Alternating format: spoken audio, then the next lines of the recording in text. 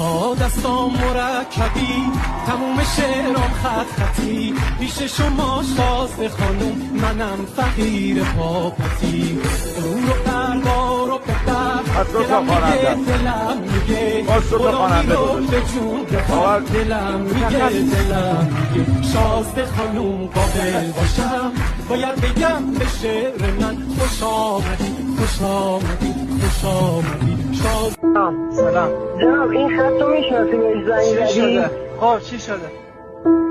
گیر خورده